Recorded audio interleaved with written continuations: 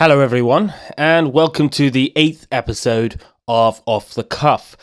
Now, as per usual, I'm just gonna get started, but just to cover for anyone who hasn't listened to this before, it's basically I'm just going to be talking about some of the things that have been on my mind recently, and I'm open to hearing everyone's thoughts. But it's mostly going to be a mixture of facts and just opinion. But if you want to see any citations or sources on some of the facts I state, I'll see what I can find. If you have anything to disprove it, please share it. I like to see conflicting sources and to sort of weigh the odds. Now, I mentioned last week that I wanted to talk about the mass shootings. A lot of people say they're on the rise. I'm not too sure about the statistics on that. But I wanted to talk about the sources, the origins of mass shootings. Because we often hear about someone who's shot up a school. We still talk about the Columbine shooters. We talk about Sandy Hook. And we talk about even some of the non-school shootings, some of the big attacks like the Boston bombings and the Unabomber. And we often talk about it. And despite everyone saying, oh, we shouldn't focus on the killer, we shouldn't focus on the person, we should focus on the people who saved, the people who are heroic, we still don't do that. I say we, it is largely the media. A lot of people like the hype, but really it comes down to people like bad news. There's an organization called Human Progress who are gathering statistics that talks a lot about the positives. Poverty is going down, cancer rates going down, things are looking good, but you wouldn't think that.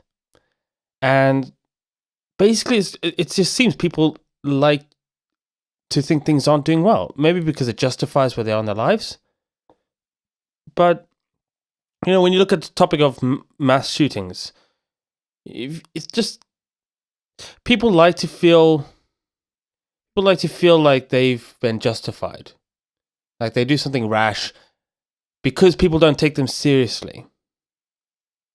You think about it, right? Okay, so sometimes, as an example, people might be depressed and they feel, on the one hand, they feel like they're alone or that life's not going well, that everything's awful. But then there are people who might go and commit suicide or commit killings to show everyone how bad everything really was, how outraged they are by their bullies, or how alone they really were, or how dire their need was. And this is only made worse by the constant glorification, because you've got people who might feel like they're being ignored, and then, or they might feel like, in some cases, there's people who've believe that there's moral wrongs going on, and they want to show how outraged or how extreme everything is, and they know that what will happen is they will be covered probably worldwide, depending on how severe it is. And that kind of glorification, that publicity, it only drives people to do it more. You only have to look at history to look at the past. You look at people often trying to imitate great people of the past. Even if they're not great in goodness, they're great in evil. Because those people were still great in something. They're still known for something. They're still renowned throughout the world. You're not going to see people trying to replicate the life of Richard Stallman.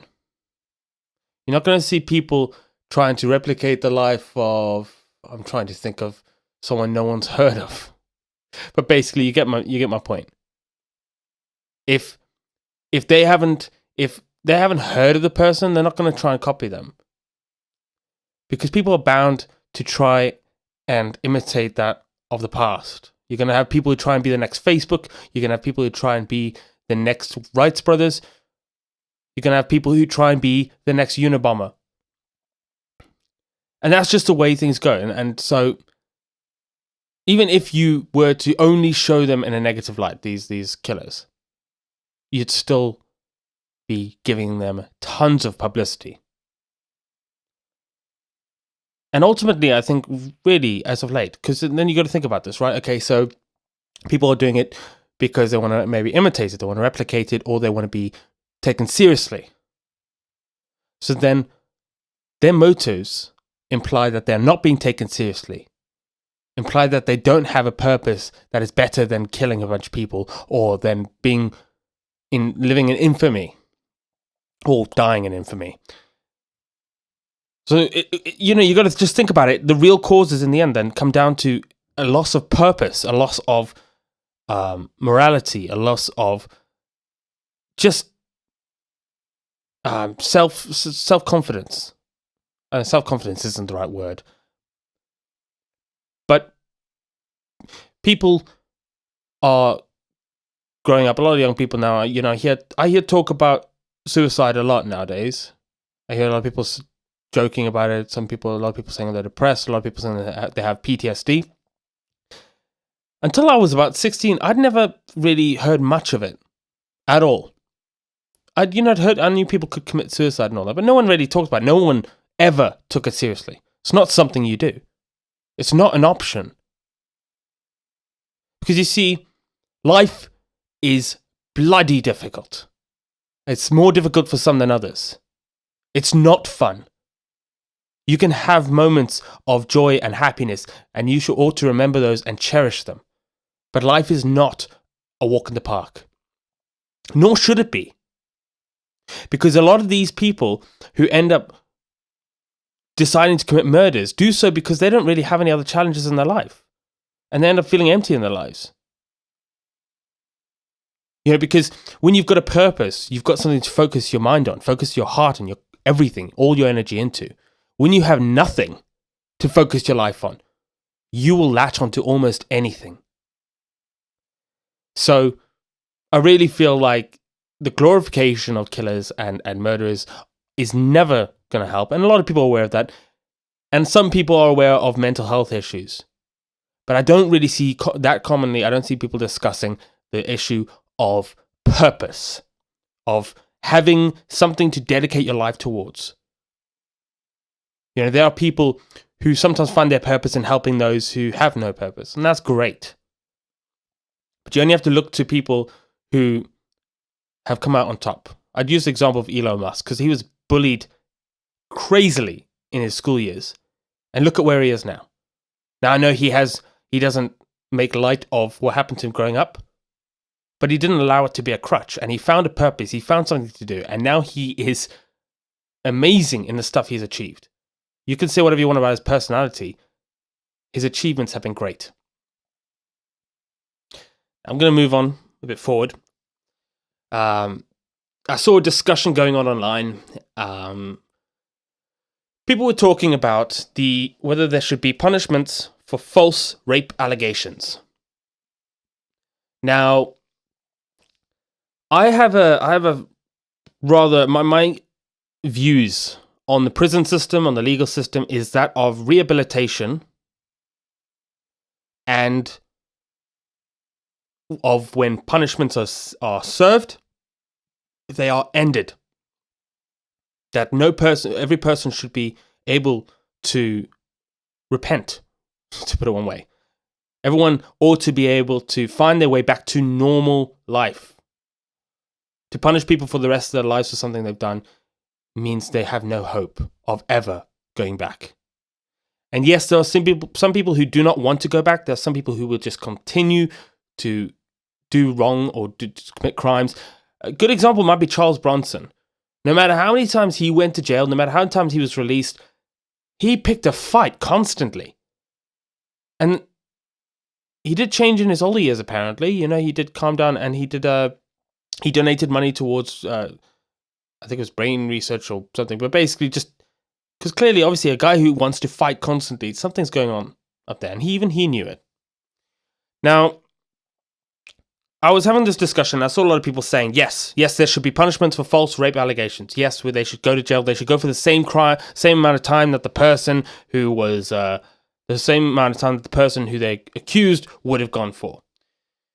Now, I submitted my argument there, and I submitted here now, because I just want to make sure some people think about this, right?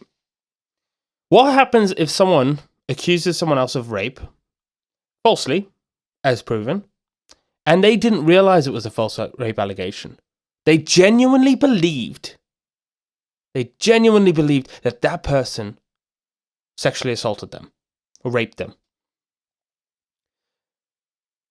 Should they have the same punishment as someone who was maliciously accusing someone?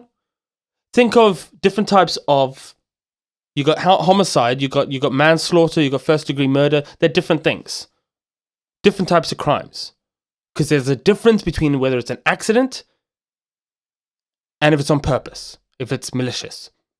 So I wanted people to think about that. And I also wanted people to think about what happens if someone puts this whole crime forward, and there's case by case basis, really. I think that's what I was really arguing, because there might be someone who accuses someone else and they've got a history of doing it. Yes, okay, you should definitely consider a crime. But then what kind of crime? Do they serve in prison? Because then you've got to consider rehabilitation. What will stop them from doing it again? You need to stop it from happening. You need to stop it you need to prevent copycats. You need to deter people from wanting to accuse someone after they see someone successfully accusing someone else. You want to deter people from basically just wanting to make things up. But also, you want to make sure that people don't feel like they won't be believed. Now, I'm not saying believe everyone. Absolutely not. Everyone is innocent until proven guilty. And I suggested the first thing I would do, if it were my decision, is I would allow both the victim, alleged victim, I don't know, you call them the prosecutor, I don't know, I forget the terms, but both the accused and the accuser to both remain anonymous. Because far too many people's lives have been destroyed within the first day of an accusation. Because the moment you accuse someone, it casts suspicion on their character.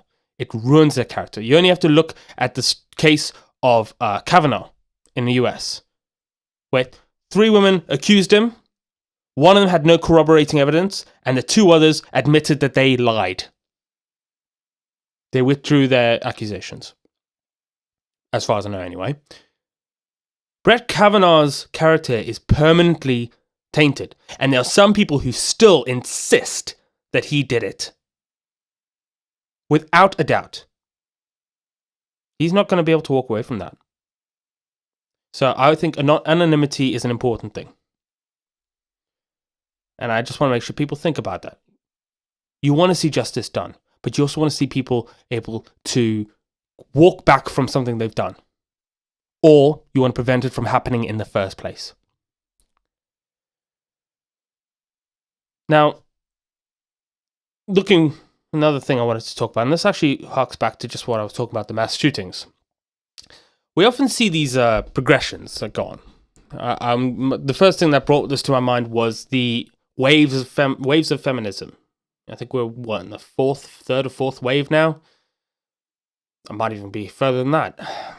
Now, the interesting thing is that these waves of feminists and a lot of these Black Lives Matter type activists, they look back on the past and they try and compare what's happening now to the past. They try and act like they're still living in that world. And this draws back to the whole thing I was talking about purpose. You want something to live for, and those challenges are gone.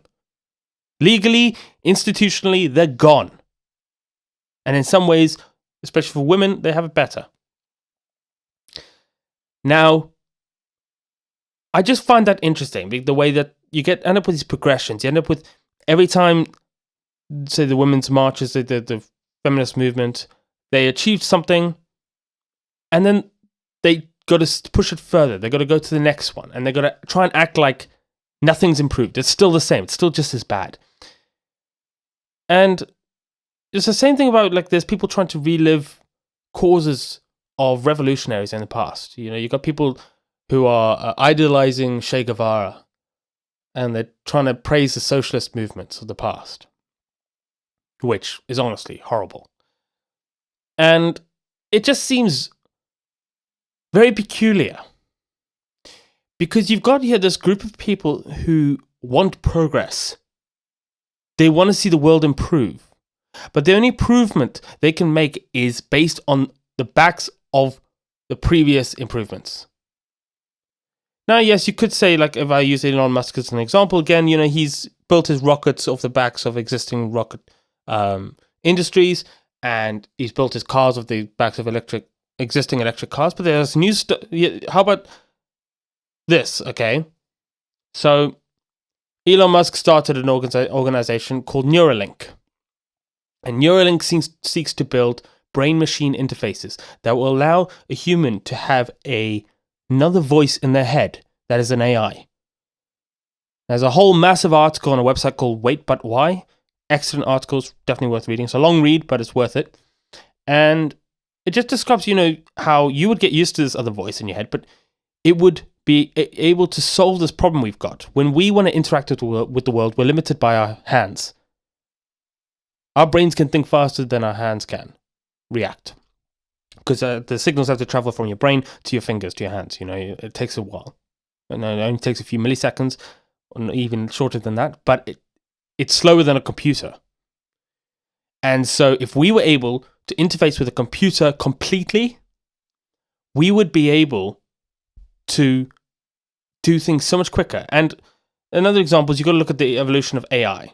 As AI grows, you may end up with one example where AI can think so much faster than us, it regards us as nothing more than ants, because we are slow, so slow in the way we think. But with a brain-machine interface, we would potentially be able to keep up the pace to a great deal. And we may find it may improve the future a great deal. But the reason I bring up that example is because Elon Musk has brought on a new progress. He's not trying to relive something of the past. He's not trying to create the same movement. He's done something completely new, completely forward-looking. And what's happening with a lot of these movements, these revolutionary movements, is they keep pushing the same arguments, the same fold over and over again. And as time goes on, because obviously the reality does not match what they describe, they just end up ignoring facts, ignoring the reality, because they need something to live for. But when the truth is, really, that their movements have no real need to exist anymore, because society is doing extremely well. And I'm not saying that they have nothing to push. They just don't need a huge movement to do it. And they don't need the name of an old movement from decades ago to help push their current movement. Anyway, I just find it interesting the way people really hark back to old revolutions and causes. It's very strange. Well, it's not that strange actually to me, but it's somewhat puzzling, and it really makes me just think it's kind of sad that they have to rely on something that is decades old. Now, this is another thing I was thinking about. I was just reading about it. I was having a discussion with someone about the second referendum for Brexit. I myself don't think we need a second referendum. I think it would be bad. And while I was doing this, I was reading an article. Also, it wasn't an article. It was a study that looked into the EU's history of pushing for second referendums. And fascinatingly, it's a problem the EU has created for itself. Now, you might ask how that could be. Now, my understanding is the EU has a two-way unilateral system where, in order to bring in a new treaty, everyone has to agree. Everyone has to want to do it. And if one person rejects it, then it gets rejected. Now, the problem with this is, if you've got all the member states but one who say, yes, let's do it, but one says no, none of them can do it. So naturally, they want to push that one member state to do it. And that's why and there's a history, I think it was in, I've got Bulgaria in my head, but I don't think it was Bulgaria. Don't know why I've got that in my head. I'm going to have to look it up. No, it was Belgium. Belgium and twice in Ireland, they've pushed for a second referendum. And yeah, they've successfully changed it. And they use the same tactics over and over again. And the interesting thing is, with the Brexit second referendum, it is the same arguments. There was lies done in the initial referendum. There was not enough information. People were not well enough informed. And they've made the other one that's usually complete rubbish. Is they've made changes to the treaty. They've made changes to it so the concerns are no longer important. But typically, in fact, thus far, historically, these changes that they've made have been nothing more than promises, empty promises, absolutely no legal binding, absolutely no strict treaty change, just appeasements. And so this whole study really just said, as long as the EU has this two-way unilateral system, it's going to keep having to come up with these second referendums. It's going to keep having to push for those. It's going to keep having to create exemptions for specific member states. If you weren't in the EU, you could just decide what was best for your country. You could just lead your country based on what is best for it on its own. You can work together with countries. You don't have to all have the same bloody laws. And it's foolish to want the same laws in every country. It just doesn't make sense all the time. So, yeah, the EU is far too large to if you look at the difference between Poland and France is fairly big. But if the EU has its way, they changed their name. They're not called the European Union. Despite the fact that everyone calls them the EU and everyone calls them the European Union, no, they changed their name. They're called the Union now. And the reason a lot of people apply for this is because they don't want to just be in Europe. They want to expand. They want to expand south, as far as I'm aware. They've already begun that process. So if they want to expand and they want to become the Union, that is somewhat suspect. But can you imagine the amount of cultural difference between Egypt, let's say, and Poland? I keep using Poland as my example. Even the difference between the UK and Egypt is a world of difference. And having the same cultures, despite different climates, different environments, different people, different religions, different histories entirely, you can't just ignore all that. It's foolish to do so. Now, I'm going to move on. Now, I mentioned it in the last episode, and this is something that I've dubbed the foreigner tax. And I first heard about the foreigner tax, or as I've called it, when my wife and I were looking to go to Sri Lanka. Now, the reason I brought this up is because basically, in Sri Lanka, they will charge you differently whether you're a foreigner or a resident. And the amount that they will charge you differently is huge. I'll give the example. Okay, so there's a national park, and if you go there as a resident or as a native of the land, they will charge you, I think it was something like 50 rupees. If you go there as a foreigner, they'll charge you something about 800 rupees. Now, you could make arguments for that. Something about like a foreigner. You could say something. Oh, it's like a reduction because of natives going there. There was a lot of places that had this, but here's the problem. It's racist, to put it bluntly. There was a man who had lived in Sri Lanka for 10 years. He was a white man. He was, I believe, originally from America. He'd moved to Sri Lanka to work, and he'd been there for a very long time. And he still got charged. Despite gaining citizenship, he still gets charged this increased amount. While people from India in Sri Lanka, because they look similar to Sri Lankans, they would not get charged this amount, despite the fact that they are foreigners.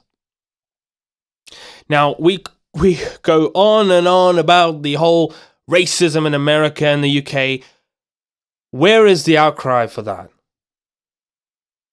You're getting charged somewhat about 10 times or more sometimes. At one point, I think I saw something that was 20 times the amount. Just because you're a foreigner. Or just because you're white. And that's wrong. That is actual racism. Because it wasn't done based on actual citizenship in the end. Despite the fact that it's claimed to be. And this guy that I mentioned, the guy who lived there for 10 years, he had to go through so many hoops to get the slightest reduction, and he'd constantly have to fight to get a proper charge because he's white. It's absolutely horrible.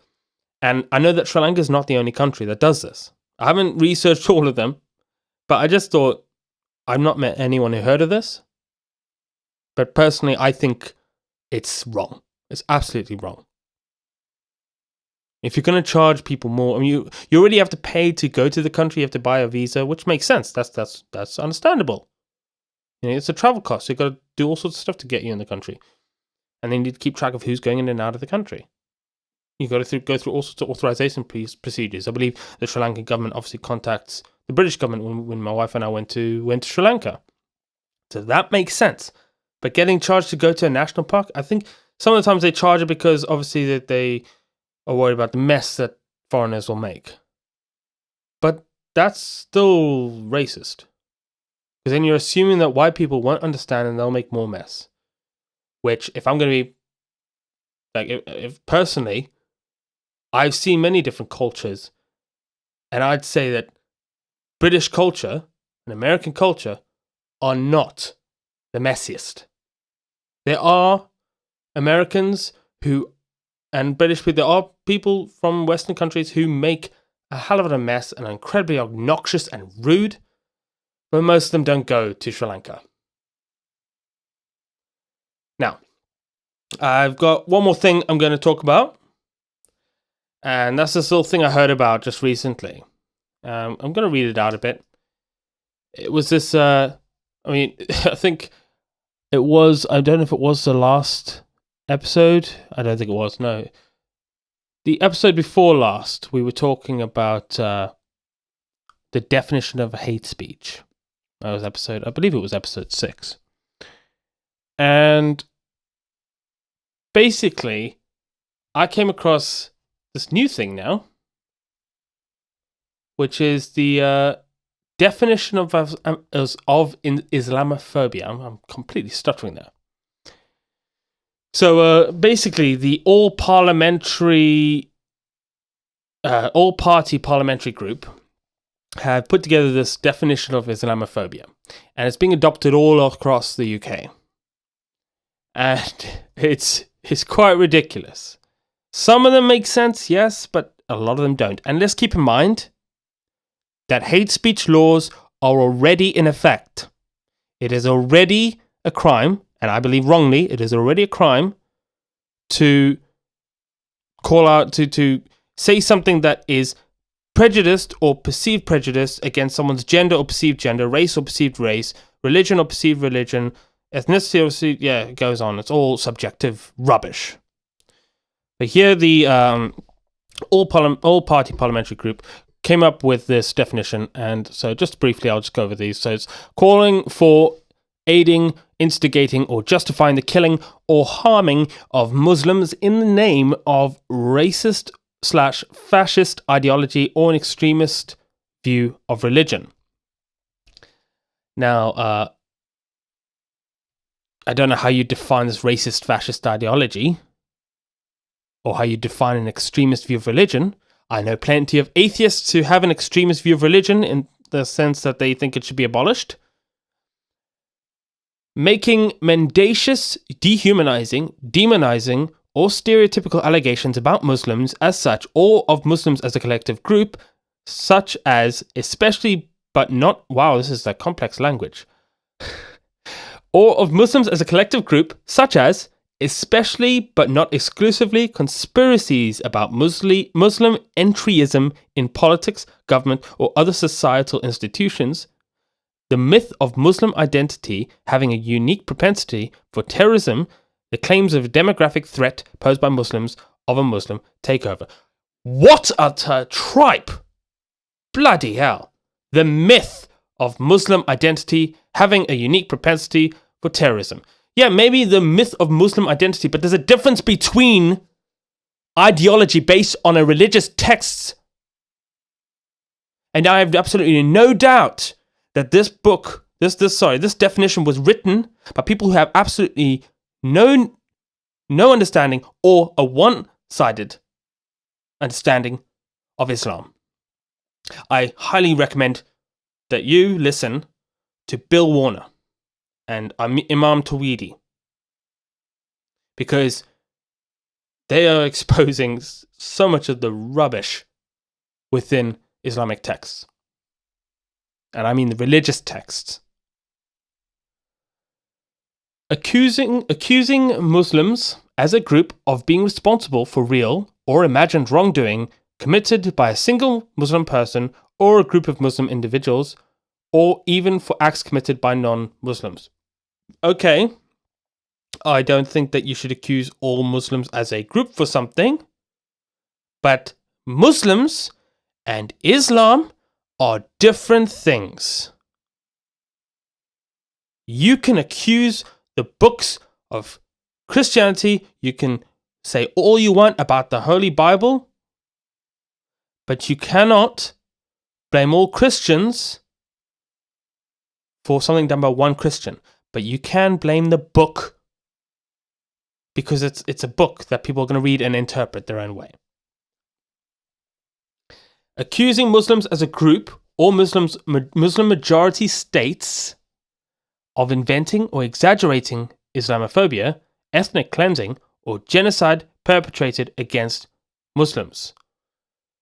Now, I'm not sure I've ever heard that argument. I've never heard people talking about Muslims being perpetrated against. So that's a new one. I'll carry on. Accusing Muslim citizens of being more loyal to the Ummah, transnational Muslim community, or their countries of origin, or to the alleged priorities of Muslims worldwide, than to the interests of their own nations. So it's Islamophobic to say a Muslim is more loyal to their own country, more loyal to their origin nation than their current nation that they're in. What if it's true? I heard someone make this argument. What if it's true? You know? Who says, is it Islamophobic if they're actually more loyal to their origin nation? When you become a citizen of the United Kingdom, you swear fealty to the Queen. And I know this.